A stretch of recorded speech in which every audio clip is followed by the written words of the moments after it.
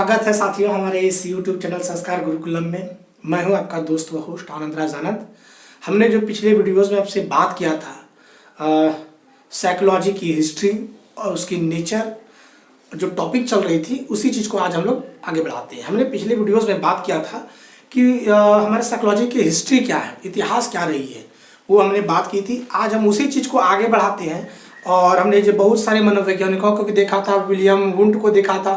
वहीं पे William Wundt की जो प्रथम प्रयोगशाला थी उन्हें किस प्रकार से वर्क किया था वो भी देखा था। विलियम जेम्स के बारे में देखा, तो विलियम जेम्स के मनोविज्ञान के जनक कहलाए, आधुनिक मनोविज्ञान के जनक कहलाए, क्यों कहलाए, उनकी आत्मसंप्रत्या की अवधारणाएं के बारे में बात की हमने, मतलब करीब करीब में सारी चीज़ें बात कर ली है। तो आइए हम लोग इसी चीज़ को आगे बढ़ाते हैं और आगे बढ़ाने से पहले एक छोटा सा रिक्वेस्ट करेंगे, हमारे इस चैनल को सब्सक्राइब जरूर करेंगे। क्योंकि अगर पहली बार आए तो सब्सक्राइब अगर करते हैं तो हमारी वीडियोस आपके तक लगातार पहुंचेगी।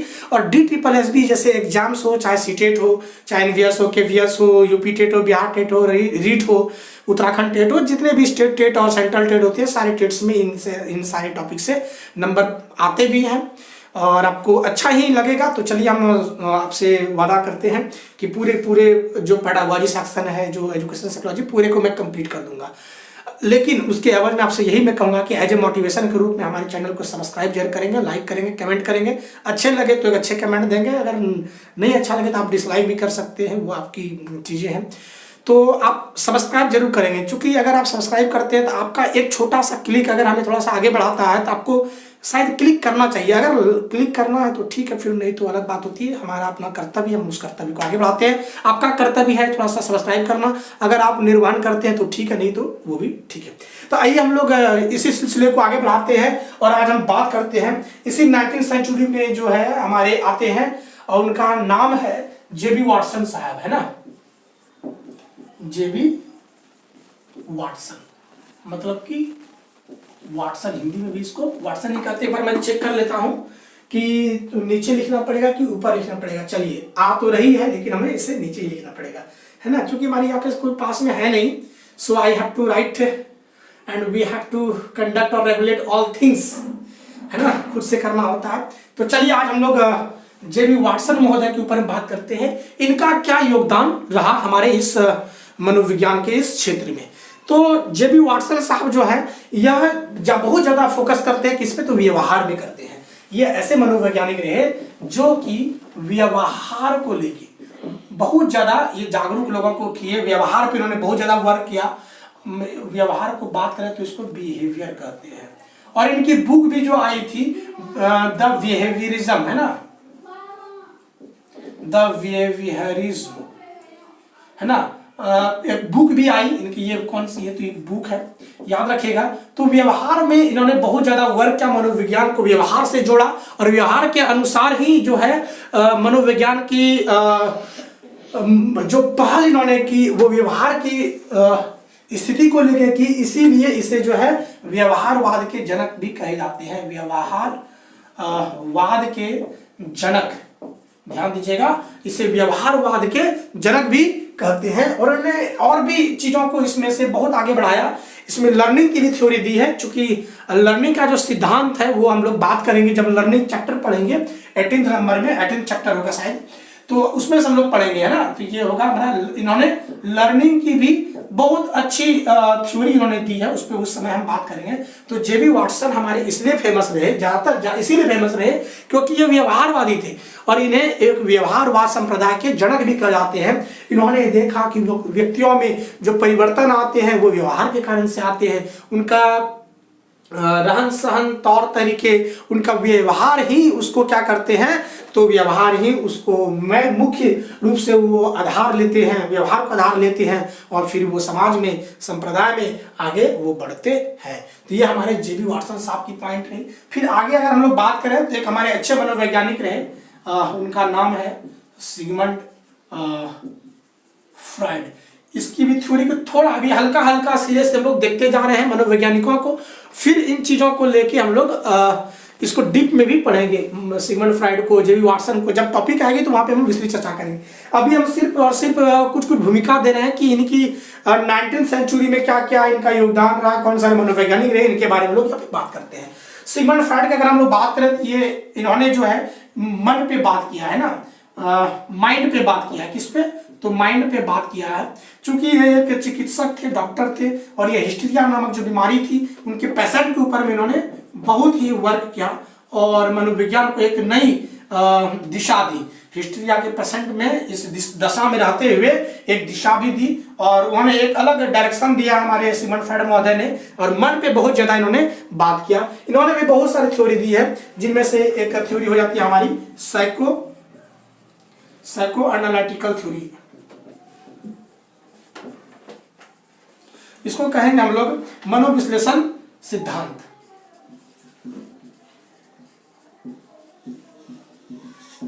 मनोविश्लेषण सिद्धांत, मनोविश्लेषण पे इन्होंने बात किया था, इसीलिए हम लोग साइको एनालिसिस जो है मनोविश्लेषणवाद भी कहते हैं। अगर यहाँ से पूछा जाए कि मनोविश्लेषणवाद के संप्रदाय के जनक कौन है, तो हम कहेंगे सिगमंड फ्रायड है। इन्होंने एक थ्योरी और दी जिनका नाम पड़ा साइको सेक्सुअल थ्योरी,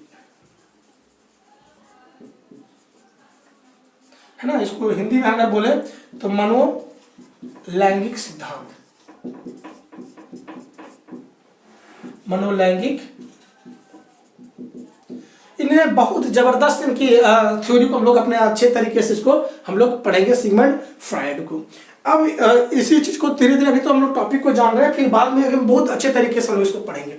हमारे एक और भी साइकोलॉजिस्ट हुए जिनका नाम है वर्दीमर कोहलर, है ना। एक और भी नाम है, हम लोग देख लेते हैं, वर्दीमर कोहलर, है ना, देख लेंगे वर्दीमर कोहलर, वर्दीमर कोहलर, है ना। इंग्लिश में भी लिखना चाहे तो वर्दीमर कोहलर। एक बार देख लेते हैं, सर कट गया होगा मे बी, नहीं चलिए बच गया, है ना। वर्दीमर कोहलर, इन्होंने एक थ्योरी दी जिसका नाम पड़ा गेस्टाल्ट थ्योरी।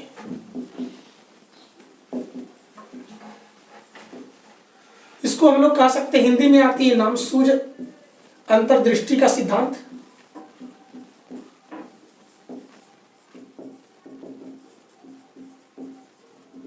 या इसको हम लोग बोलते हैं समग्रवाद का सिद्धांत।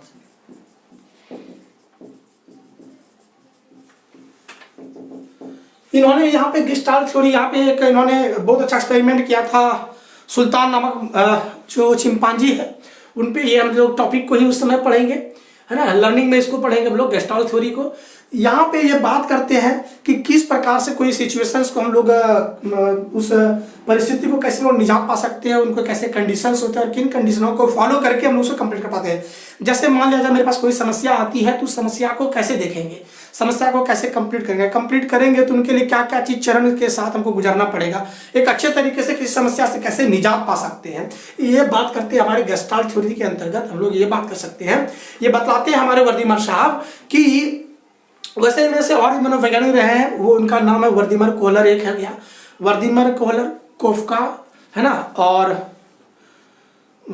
देखिए वर्दीमर कोहलर और एक नाम याद रख लीजिएगा, कोफका। तीनों की बहुत अच्छी भूमिका रही है। ज्यादातर अगर कहा जाए तो इसमें कोहलर और मतलब बराबर, कभी इसमें विस्तृत चर्चा हम करेंगे।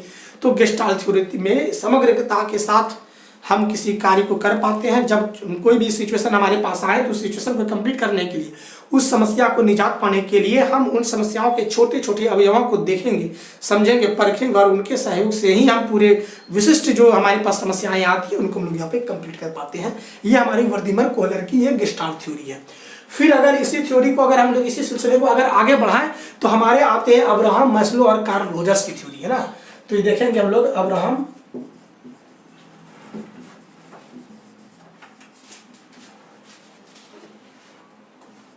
And Carl Rogers. देखिएगा यहाँ पे थोड़ा सा नाम भूल जा रहे हैं, सिगमंड लिखने भूल गए थे हम, सिगमंड फ्रायड, है ना। इसका नाम है अब्राहम मैस्लो।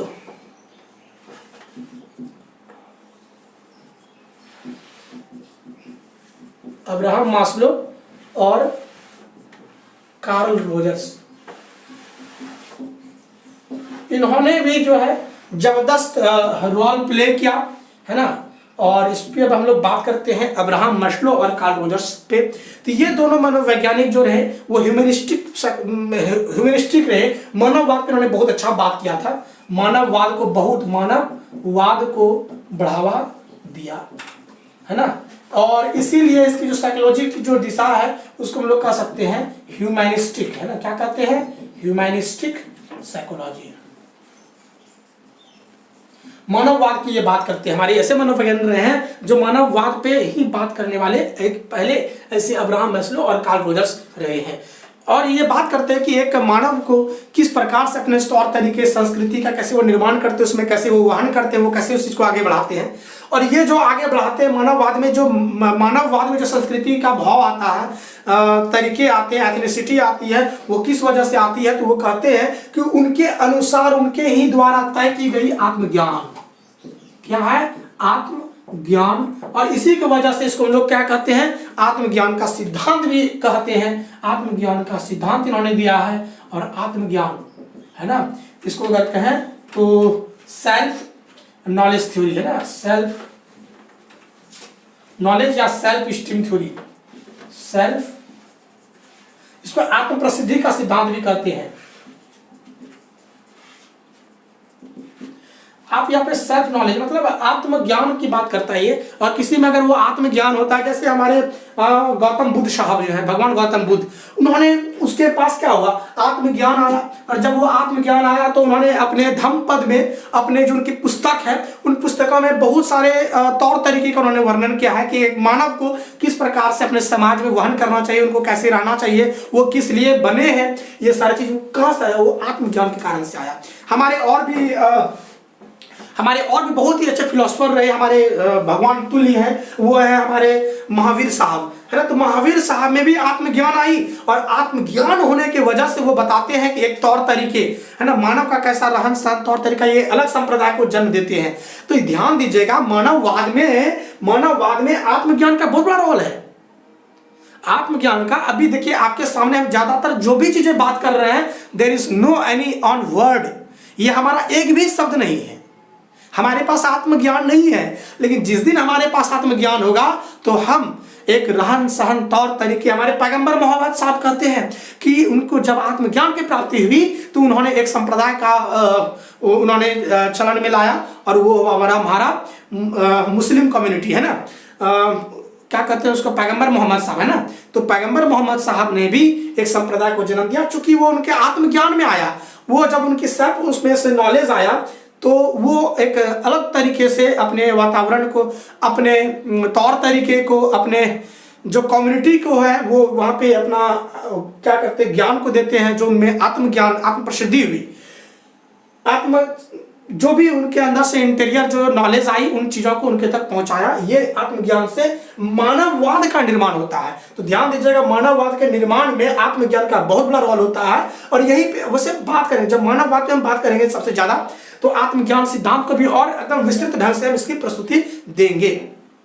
तो चलिए Abraham Maslow and Carl Rogers को यहीं पे रखते हैं। और जब कभी टॉपिक को हम जो टच करेंगे तो उनको और भी विस्तृत ढंग से इसको हम प्रस्तुति देंगे। तो इसके बाद हम लोग आते हैं और अगले जो हमारे मनोवैज्ञानिक हैं वो है थॉर्नडाइक को ले लेते हैं ना।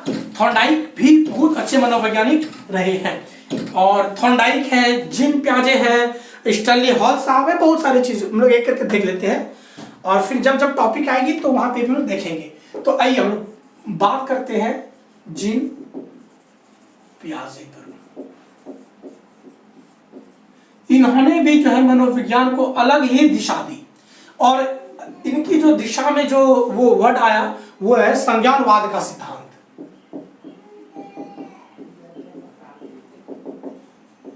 चूंकि संज्ञानवाद में हमारे जीन पियाजे हैं, है ना, और भी बहुत सारे मनोवैज्ञानिक रहे हैं। तो हम लोग उसमें बात करेंगे, शॉर्ट में देखते हैं। तो इन्होंने संज्ञानवाद के सिद्धांत को इन्होंने प्रतिपादित किया।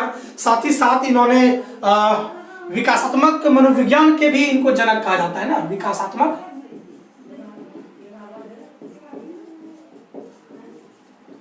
विकासात्मक मनोविज्ञान के जनक बोले जाते हैं। इसको डेवलपमेंटल साइकोलॉजी इसको कहा जाता है।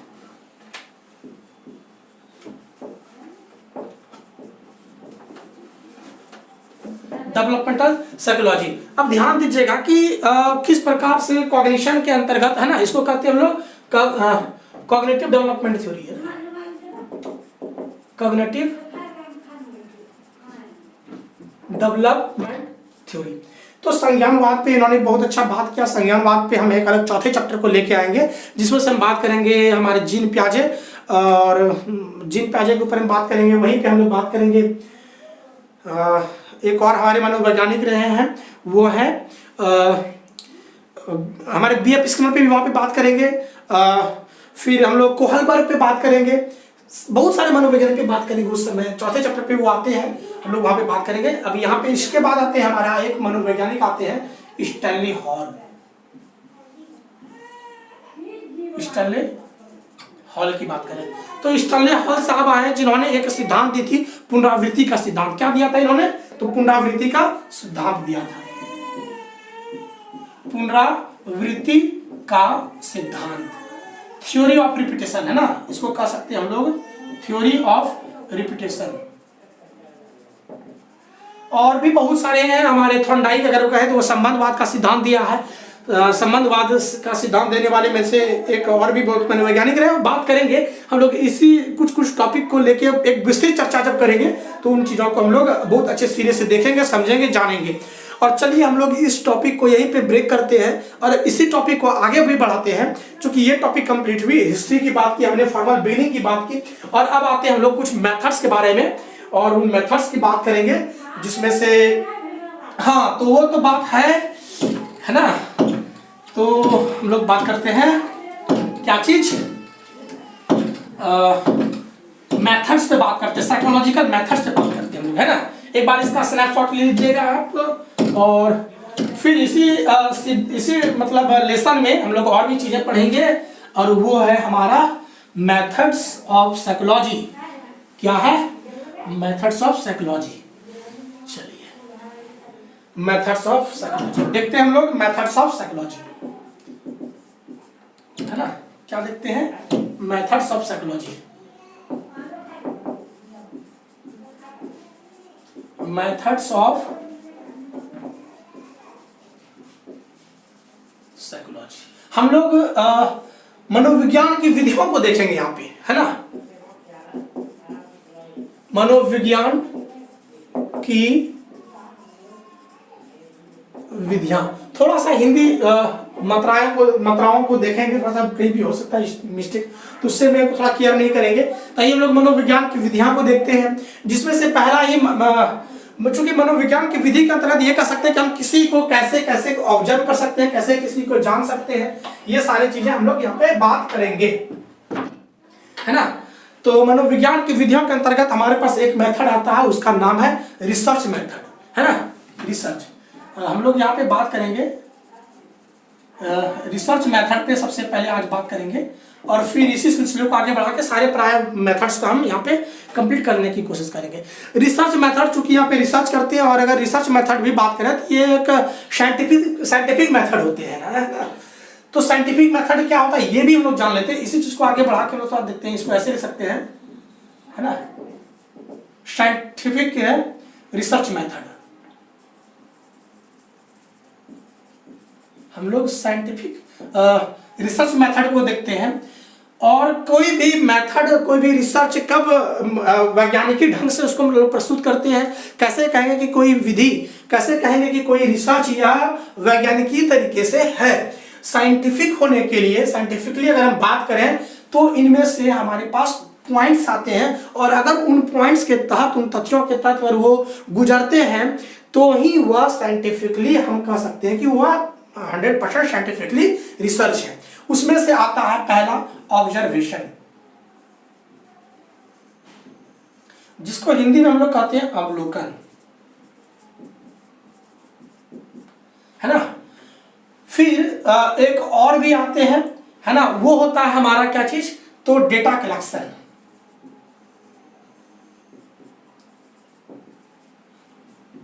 आंकड़ों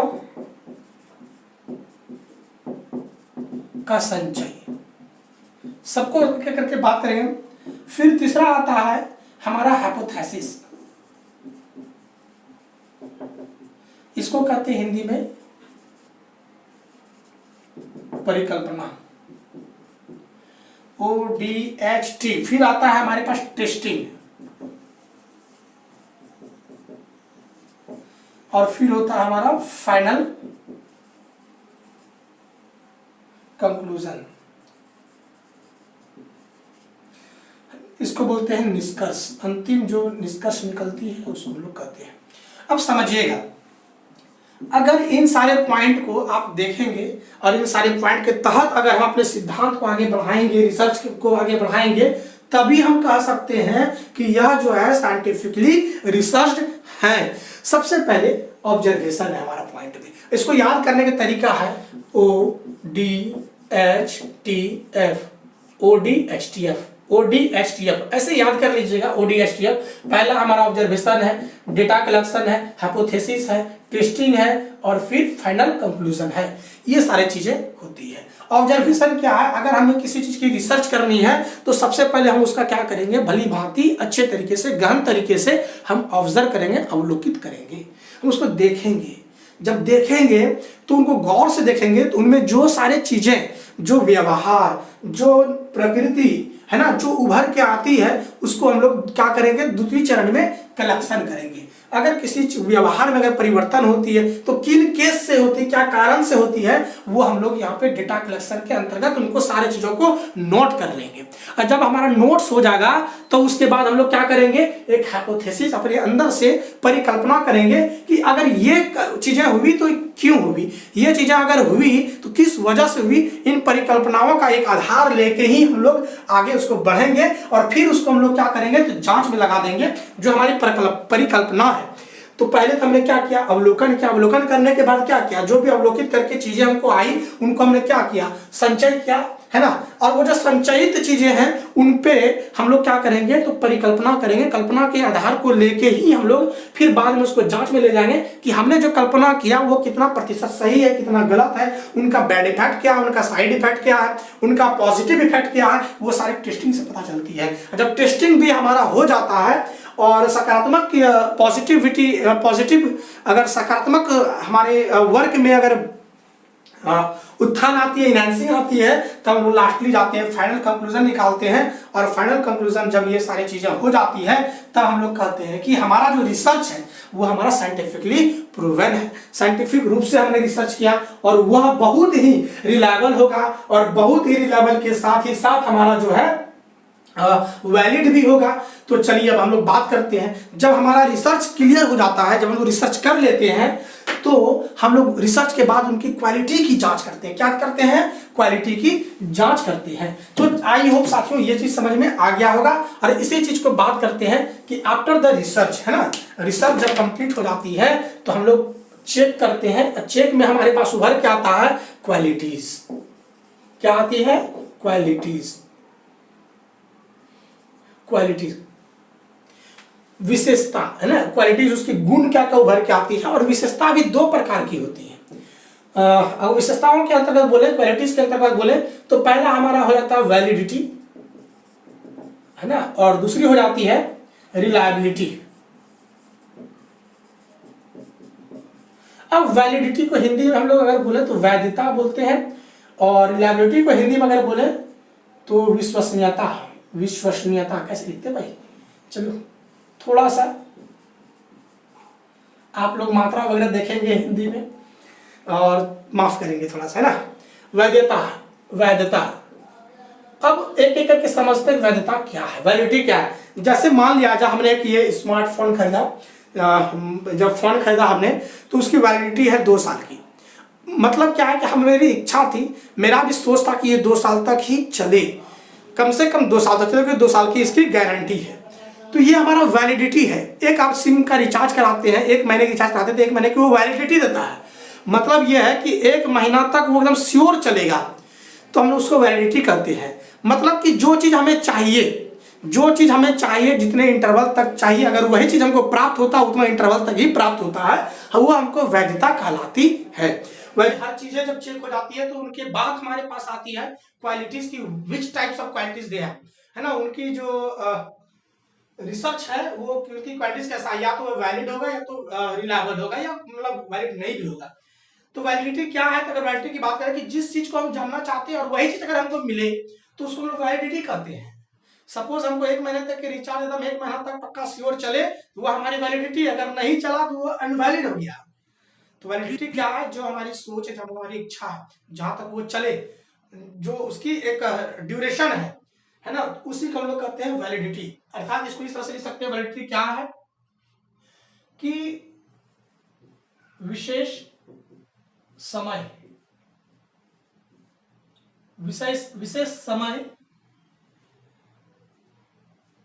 विशेष समय और चाहत अगर दोनों की क्या हो जाए, प्राप्ति हो जाए, कि प्राप्ति हो जाए, उसे विश्वसनीयता वैधता कहते हैं। और रिलायबिलिटी क्या है, विश्वसनीयता क्या है कि जिस चीज को हम लोग प्राप्त करना चाहते हैं उस चीज के लिए हम जितना भी एफर्ट लगाते हैं, चाहे टूल्स के माध्यम से, विधि के माध्यम से, मेथड्स के माध्यम से, और वही चीज उभर के आता है जो हम चाहते हैं, वही हमारा विश्वसनीयता कहलाती है। जैसे एक एग्जांपल लेते हैं, हम चाहते हैं कि अपने बच्चों पे एक सकारात्मक प्रभाव देखें, तो सकारात्मक प्रभाव करने के उसमें लाने के लिए हम क्या करते हैं, बहुत सारे विधि का उपयोग करते हैं, और वह विधि से हम जो चाहते थे वही बच्चों में अगर व्यवहार उभर के आती है, वो हमारा विश्वसनीयता कहलाती है। अर्थात इसमें से क्या करते हैं, जो हमारे टूल्स हैं, चाहे मेथड्स हैं, टूल्स या मेथड्स हैं, इसका हम लोग क्या करते हैं, बारंबार यूज करते हैं, और बारंबार यूज करने के बाद हम जो चाहे थे वही मिले, तो वो हमें क्या कहलाते हैं, वही हमारी विश्वसनीयता कहलाती है। तो ये बात आपको समझ में यहाँ पे आ गई। अब हम लोग बात करते हैं, रिसर्च की बात कर ली, हमारी क्वालिटी की बात हो गई। अब हम लोग बात करते हैं कैटेगरी ऑफ रिसर्च। रिसर्च की कितनी कैटेगरी होती है ना, कैटेगरीज